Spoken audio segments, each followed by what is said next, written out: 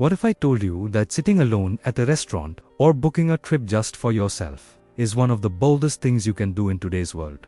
Not loud, not dramatic, but quietly powerful, because in a society that constantly pushes connection, validation, and group belonging, choosing to stand alone without fear is rare. If you prefer eating alone or traveling alone, this message is for you. And by the end of this video, you might see yourself in a completely different light. Let's be honest, the first time you walked into a restaurant alone, you probably felt it. That invisible pressure, the feeling that everyone might be watching, the urge to check your phone so you look busy. The quiet question in your head, do I look lonely? That discomfort isn't random, it's social conditioning. From childhood, we're taught that being alone in public means something is wrong, that if you're by yourself, you must not have friends, or maybe something went wrong in your life. But psychology tells a different story. Humans are wired for belonging. It's a survival instinct. For thousands of years, being excluded from the group meant danger. So even today, your brain reacts to social isolation as a threat. That's why walking into a room alone can feel uncomfortable. Your nervous system is scanning for judgment. It's trying to protect you from rejection. But when you choose to stay, to sit comfortably with your own presence, you're doing something powerful. You're teaching your brain that you are safe, even without approval. People who enjoy eating alone or traveling alone often have a strong sense of internal validation. They don't rely heavily on others to confirm their worth. They don't need constant distraction or conversation to feel complete. That doesn't mean they don't value relationships. It means they are not afraid of their own company. And that is emotional strength. Think about solo travel for a moment. Booking a ticket without knowing exactly what will happen. Navigating new places alone. Making decisions without consulting anyone. Eating at unfamiliar restaurants by yourself. That requires courage. Not the kind that looks heroic on the outside, but the kind that shows deep self-trust on the inside. There's also something called self-differentiation in psychology. It means being able to maintain your sense of self even when you are separate from others. Many people lose themselves in group opinions. They feel anxious making choices alone. But individuals who are comfortable alone often have a stable identity. They know who they are without needing constant social reflection. And here's something interesting. Studies suggest that people who enjoy solitude tend to have higher creativity and self-awareness. When you're alone, your mind has space. You think more clearly.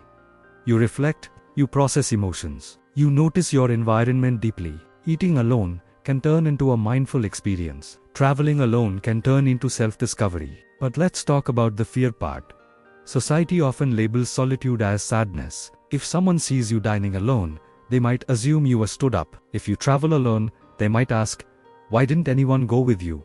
There's an assumption that independence equals isolation. But in reality, choosing solitude is very different from being rejected. Fearless individuals are not people who never feel nervous. They are people who feel the discomfort and move forward anyway. The first time you took yourself out to eat alone, your heart might have raced.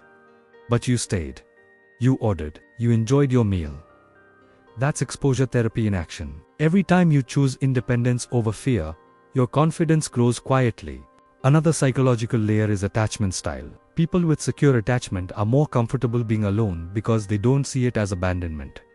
They see it as normal. They trust that relationships exist even when they're not physically present. On the other hand, people who fear abandonment may struggle with solitude because it triggers anxiety. So when you can sit alone without spiraling, that shows emotional regulation. There's also freedom in solitude. When you travel alone, you wake up when you want. You go where you want. You eat what you want. There's no negotiation, no compromise. You learn to listen to your own preferences. That builds decision-making confidence. Over time, you stop doubting yourself as much because you practice choosing for yourself. And here's something deeper. When you're alone in public, you face your thoughts. No distraction, no constant conversation, just you.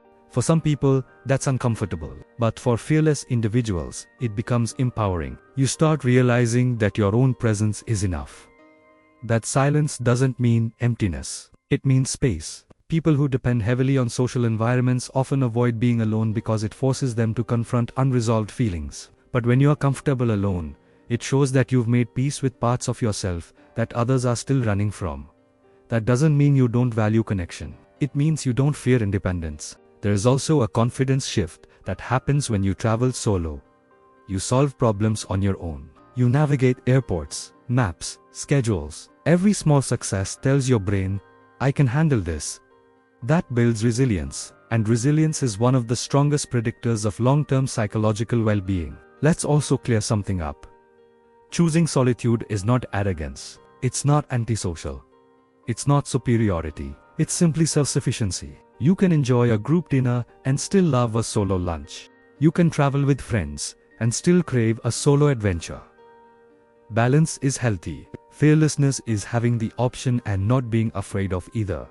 Now imagine this. Two people want to try a new restaurant. One waits for friends to be available. The other goes alone.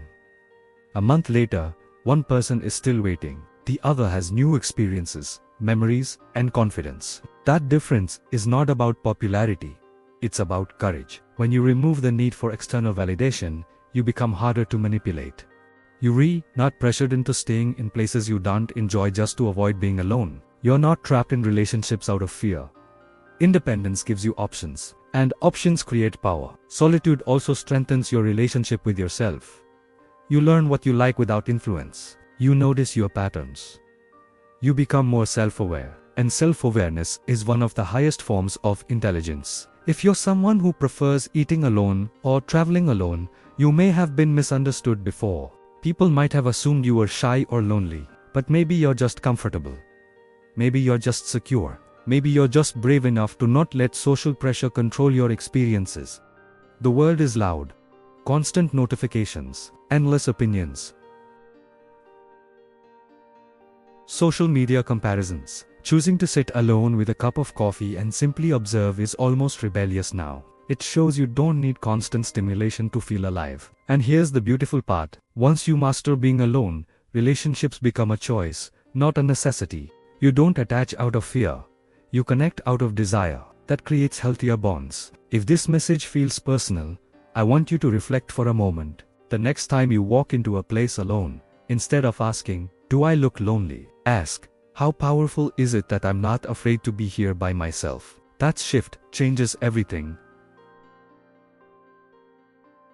True fearlessness isn't loud. It doesn't announce itself. It looks like a person sitting calmly at a table for one, enjoying their meal without checking their phone every 5 seconds. It looks like someone boarding a plane alone with confidence.